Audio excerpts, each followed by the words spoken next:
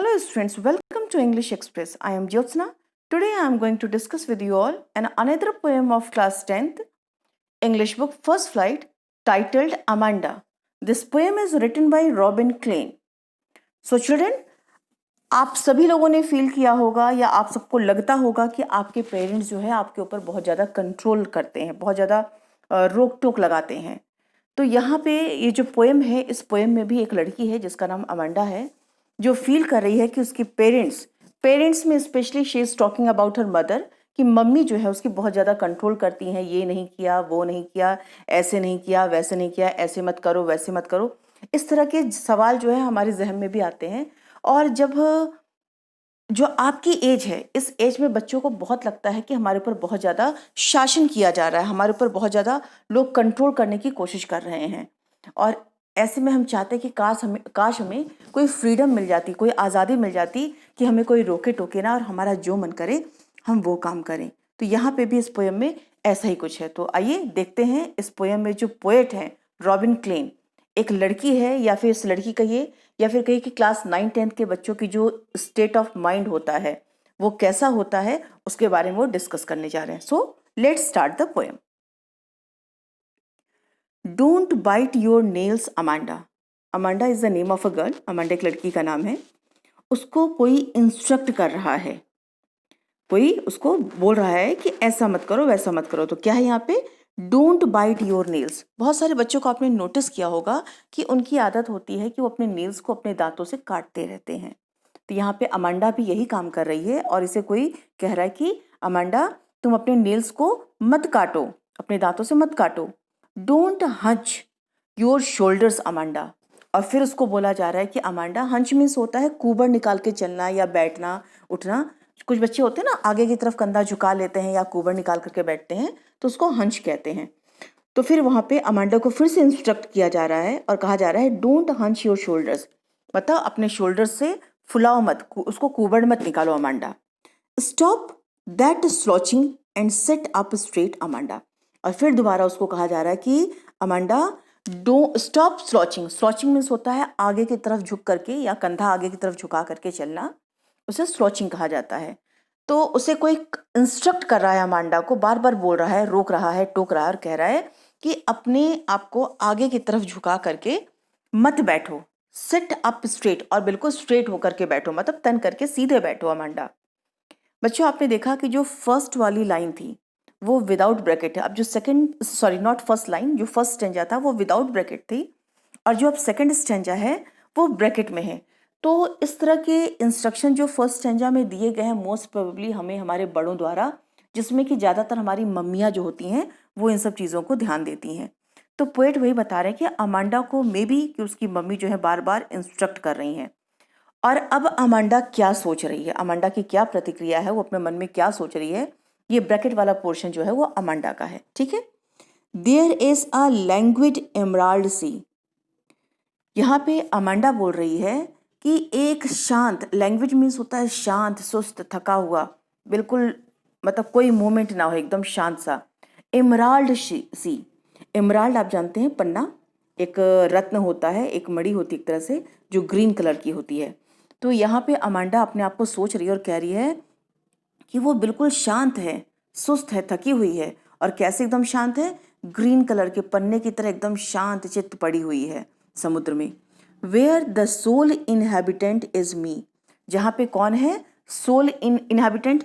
Soul means क्या होता है यहाँ पे, एकमात्र और अकेला, अकेली वो है इनहेबिटेंट, कहाँ की, उस सी की, उस समुद्र की वासिंदी है या फिर कह सकते हो समुद्र की निवासी है। ये अमांडा खुद के लिए कह रही कि वो इकलौती समुद्र में रहने वाली शांत चित्त निवासी है और वो स्वयं है a mermaid drifting blissfully. Mermaid means होता है जलपरी, जलपरी। ये हमारी एक इमेजिनेशन है कि समुद्र में या फिर नदियों में जलपरियाँ रहती हैं। अभी तक किसी ने देखा नहीं है बट ऐसी कल्पनाएं की जाती है कि जलपरी भी होती हैं। तो वो खुद को जो अमांडा है वो जलपरी कह रही है और कह रही है वो कैसे मूव कर रही है उस समुद्र में, एकांत शांत हो करके। ड्रिफ्टिंग, ड्रिफ्टिंग में स्लोली स्लोली, बहुत धीरे धीरे मूव कर रही है और ब्लिसफुली, खुशी से, आनंद से। मतलब यहाँ पे जो अमांडा है वो ये सोच रही है, ये कल्पना कर रही है कि वो एकदम शांत चित्त हो करके उस समुद्र में आराम से जलपरी की तरह घूम रही है। Now move to the next stanza. Did you finish your homework Amanda? तभी अमांडा को कोई कहता है कि क्या अमांडा तुमने अपना होमवर्क कंप्लीट कर लिया, फिनिश कर लिया है, पूरा कर लिया? Did you tidy your room Amanda? और फिर दोबारा इंस्ट्रक्ट होता है कि क्या तुमने अपने रूम को साफ सुथरा कर लिया? आई थॉट, मैंने सोचा, I told you to clean your shoes Amanda. फिर अमांडा को कहा जाता है कि मुझे लगा या मैंने सोचा कि तुमको मैंने कहा है कि तुम अपने शूज को क्लियर कर लो। ये आप देख रहे होंगे कि कंस्टेंटली, लगातार कोई अमांडा को कुछ ना कुछ इंस्ट्रक्शंस देता चला जा रहा है। आइए अब नेक्स्ट लाइन में बढ़ते हैं। अमांडा फिर यहाँ पे आप देख रहे होंगे ब्रैकेट में दिया हुआ है ये स्टैंजा नेक्स्ट। तो ये फिर अमांडा अपने आप को सोचती है, I am an orphan roaming the street. अब अमांडा अपने आप को सोच रही है क्या कि मैं एक अनाथ हूँ, रोमिंग द स्ट्रीट जो सड़कों पे घूम रही है। I pattern soft dust with my hushed bare feet. और वो क्या कर रही है, अपने नंगे पैरों से एकदम शांत से, नंगे पैर रहेंगे तो मुमकिन है आप जानते हैं कि आवाज़ नहीं आती है मिट्टी पे, तो कह रही है कि मैं अपने नंगे पैरों से और वहाँ पे जो डस्ट है, जो सॉफ्ट डस्ट है, उससे एक पैटर्न बना रही हूँ, एक आकृति बना रही हूँ। आपने नोटिस किया होगा कि बहुत सारे बच्चे जो है नंगे पैर रहते हैं, तो जो धूल होती है, जो डस्ट होने का मतलब जो धूल होती है, उस पर हम अपने पैरों से ही डिज़ाइन बनाने लगते हैं। तो अमांडा भी यहाँ पे वही काम कर रही है। और ऐसा जनरली कब होता है, जब किसी को हम केयर नहीं करते। तो अमांडा कह रही है she is ready to be an orphan. वो अनाथ भी बनने के लिए तैयार है। वो अनाथ की तरफ अपने को कह रही है कि मैं अनाथ भी बनने के लिए तैयार हूँ अगर मुझे फ्रीडम दिया जाए तो। फिर कहती है द साइलेंस इज गोल्डन। जो साइलेंस है, जो चुप्पी है, जो शांति है, वो कैसी है, गोल्डन है, सुनहरी है। The freedom is sweet. और जो आज़ादी है वो मीठी है। मीन्स यहाँ पे जो अमांडा है वो स्वयं को आज़ाद करने के लिए यहाँ तक कि अनाथ बनने को तैयार है। वो कह रही है कि मैं अनाथ हूँ और मुझे पूरी तरह से फ्रीडम अगर मिल जाए तो मुझे वो भी मंजूर है। Now move to the next stanza. Don't eat that chocolate Amanda. फिर से अमांडा को इंस्ट्रक्ट किया जा रहा है कि अमांडा उस चॉकलेट को मत खाओ। रिमेंबर योर एकेन अमांडा। फिर उसको अमांडा को बोल रहा है कि रिमेंबर, याद करो कि तुम्हारे फेस पे जो है मुहासे हो जाते हैं, जो दाने दाने निकल जाते हैं, पिंपल्स निकल जाते हैं। तो अमांडा को कोई इंस्ट्रक्ट कर रहा है, कह रहा है कि चॉकलेट ज़्यादा मत खाओ क्योंकि वो ऑयली होता है, उससे तुम्हारे फेस पे फिर से जो है मुहासे निकल जाएंगे, पिंपल्स निकल जाएंगे। Will you please look at me when I am speaking to you Amanda. और फिर अमांडा को इंस्ट्रक्ट किया जा रहा है और कहा जा रहा है कि अमांडा क्या तुम मेरी तरफ देखोगी, मैं तुमसे बात कर रही हूँ। आप देखते होंगे, आपने महसूस भी किया होगा, कई बार जब पेरेंट्स हमको बार बार रोकते हैं, टोकते हैं, तो हमें अच्छा नहीं लगता है और हम कई बार उनकी तरफ देखते भी नहीं और अवॉइड करते हैं। उस समय ये स्टेटमेंट अक्सर हमारे पेरेंट्स की तरफ से या हमारे सीनियर्स की तरफ से या बड़े बुजुर्गों की तरफ से हमको मिलता है कि हमारे नज़रों में देखो, हमें देखो और सुनो मेरी बात को। तो अमांडा को भी इसी तरह से कहा जा रहा है। Now move to the next stanza. Again this stanza is written in inverted in bracket. It means this is the statement और this is the thought that is being imagine by Amanda. फिर Amanda कहती है यहाँ पे I am Rapunzel. Rapunzel एक character है, जैसा कि हमने अपने फेरी टेल्स में सुना है। उसमें क्या है, रपुंजल एक लड़की होती है जिसके बाल जो होते हैं गोल्डन कलर के होते हैं। उसे एक चुड़ैल, एक विच जो होती है, वो चुरा करके लेके चली जाती है और उठा करके उसे टावर के सबसे ऊपर वाले जो पार्ट होता है, टॉप पे ले जा करके उसको वहाँ पे रख देती है। और जब भी उसको जाना होता था तो वो रपुंजल को आवाज़ देती थी। रपुंजल के बाल जो थे वो बहुत ही ब्राइट थे, गोल्डन कलर के थे, और वो नीचे करती थी और वो विच जो है उस बालों को पकड़ करके ऊपर टावर पे चढ़ती थी और फिर जब नीचे उतरना था तो उन्हीं बालों को पकड़ करके करती थी। मिस रपुंजल वहां पे शांति से एकदम एकांत में रहती थी, उसके पास दिन भर कोई नहीं रहता था। ठीक है, तो यहाँ पे उस रपुंजल का एक रेफरेंस दिया गया है। अमांडा अपने आप को कहती है कि आई एम रपुंजल, मैं एक रपुंजल की तरह हूँ, उस राजकुमारी की तरह हूँ। I have not a care, और मुझे किसी की कोई परवाह नहीं है। Life in a tower is tranquil and rare.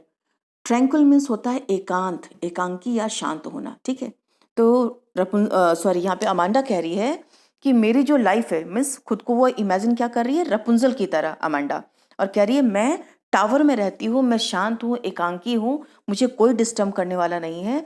And rare, और कोई भी वहाँ पे रेयरली आता है। रेयरली आता है मीन्स जैसा कि मैंने आपको बताया कि रेपुंजल की जो स्टोरी थी उसमें जो विच होती है वो सुबह में अपनी जॉब के लिए जाती है, खाने पीने के लिए जाती है, बाकी दिन भर जो रेपुंजल है वो अकेले रहती थी। तो उसी तरह से ये अमांडा भी खुद को इमेजिन करती है कि वो पूरे दिन भर एकांत में अकेले शांत होकर के वहाँ पे रहती है, और ऐसा रेयर है, ऐसा यदा कदा ही उसके साथ होता है कि कोई उसे डिस्टर्ब करता हो। I will certainly never let down my bright hair. अब यहाँ पे रपुंजल जो थी उसको सुबह और शाम उस विच के लिए अपने बालों को नीचे गिराना पड़ता था, टावर से नीचे करती थी तो उन्हीं बालों को पकड़ के आती थी। बट यहाँ पे अमांडा कह रही है कि आई विल सर्टेनली, मैं निश्चित रूप से never let down my bright hair, मैं अपने सुनहरे बालों को, चमकते हुए चमकीले बालों को कभी भी नीचे नहीं गिराऊंगी। वो ऐसा क्यों करना चाहती है अमांडा? क्योंकि वो नहीं चाहती कि उसके ऊपर कहीं भी कोई भी कंट्रोल करे। इसीलिए वो कहती है कि मैं रपुंजल की तरह होती तो मुझे किसी की कोई परवाह नहीं होती, और मैं उसी टावर में अकेले शांत होकर के रहती, मुझे कोई डिस्टर्बेंस नहीं करता, कोई कंट्रोल नहीं करता। ये सारी इमेजिनेशन जो है ये अमांडा के दिमाग में चल रही हैं। आइए अब मूव करते हैं लास्ट स्टेंजा पे। Stop that sulking at once Amanda. फिर अमांडा को कोई वहां पे बोलता है कि स्टॉप सल्किंग मीन्स तुम नाराज हो रही हो, तुम्हें बुरा लग रहा है मेरा कमांड करना, तो कहते हैं स्टॉप कर दो उसको, शांत हो जाओ, और ये जो तुम नाराज हो रही हो उसको एकदम बंद कर दो, नाराज होना। You are always so moody Amanda. Moody means होना, किसी चीज़ के लिए उदासीन होना होता है। उदासीन से भी मतलब है यहाँ पे कि जब हमारा मन करे तो हम करें, ना मन करे तो ना करें। तो अमांडा को मे बी मोस्ट प्रोबेबली उसकी मम्मी कह रही है कि तुम बहुत मूडी हो, ये अच्छी चीज़ नहीं है। Anyone would think that I nagged at you, Amanda. फिर उसकी जो मदर हैं वो कहती हैं कि तुम्हारे इस व्यवहार से, जब तुम उदासीन हो और मेरी बातों का रिस्पॉन्स नहीं कर रही हो, उसको मैं सुन नहीं रही हो, तो कोई सुनेगा तो ये यही सोचेगा कि मैं तुम्हारे पीछे पड़ी रहती हूँ। तो यहाँ पे आपने देखा बच्चों कि अमांडा जो है किस तरह से अपनी फीलिंग्स को बता रही है कि कैसे वो चाहती है कि उसको पूरी तरह से फ्रीडम मिल जाए, उसको कोई रोके टोके नहीं। और अमांडा ही नहीं, इस उम्र में रहने वाले ज़्यादातर बच्चे यही सोचते हैं। तो आइए अब हम इसमें देखते हैं कि कौन सा फिगर्स ऑफ स्पीच इसमें यूज़ हुए हैं, कौन से पोइटिक डिवाइसेस यूज़ हुए हैं। तो सबसे पहले हम देखेंगे कि इसमें एलिट्रेशन यूज़ हुआ है। आप देख सकते हैं फर्स्ट स्टेंजा में, stop that slouching and sit up straight, इसमें एस साउंड को हुआ है, तो यहाँ पे एलिट्रेशन है बच्चों। उसके बाद हम देखते हैं कि इसमें जो है एल्यूजन भी बहुत जगह पे यूज हुआ है। एल्यूजन मीन्स होता है भ्रम, ठीक है। यहाँ पे क्यों? क्योंकि कई जगह पे जो अमांडा है वो अपने आप को क्या समझती है, मरमेड समझ रही है, कई जगह पे रपुंजल समझ रही है, कई बार वो ऑर्फन होने की बात कर रही है, तो यहाँ पे एल्यूजन है, ठीक है। उसके बाद हमें यहाँ पे मेटाफर भी देखने को मिलता है। क्यों? कहाँ पे मेटाफर है? ऑर्फन में, आई एम एन ऑर्फन। ऑर्फन कब होता है? ये मेटाफर है, क्योंकि यहाँ पे यूज नहीं किया गया कि लाइक करो, वो अपने आप को महसूस नहीं कर रही कि मैं I am like an orphan, वो कह रही कि मैं अनाथ हूँ। तो this is the direct, she is talking to her self और she is telling about her self, she is an orphan. So this is the metaphor, example of the metaphor. फिर इसके बाद आप देख सकते हैं मेटाफर का एग्जाम्पल हमें लैंग्वेज और एमराल्ड सी, जो आप देख सकते हैं सेकेंड स्टेंजा में, जो कि स्टेटमेंट है किसका? अमांडा का। आप देख सकते हैं फर्स्ट लाइन में यहाँ पे भी मेटाफर यूज किया गया है। और बच्चों इसका जो राइम स्कीम है पोएम का, राइम स्कीम शेयर कर लेते हैं। फर्स्ट स्टेंजा जो है इसका जो राइम स्कीम है ए बी ए, और जो सेकंड स्टेंजा है उसका जो राइम स्कीम है सी। फिर नेक्स्ट जो है उसका जो राइम स्कीम है वो है ए। उस बाद देखते हैं राइम स्कीम है ई। और जो सबसे नेक्स्ट है उसमें हम देख सकते हैं, आइए आप देखिए इसमें not A, G, again in the last H A. तो बच्चों अगर आपको ये पोएम समझ में आ गई अच्छे से, तो प्लीज़ मेरे चैनल को लाइक, शेयर एंड सब्सक्राइब करना ना भूलें। Thank you.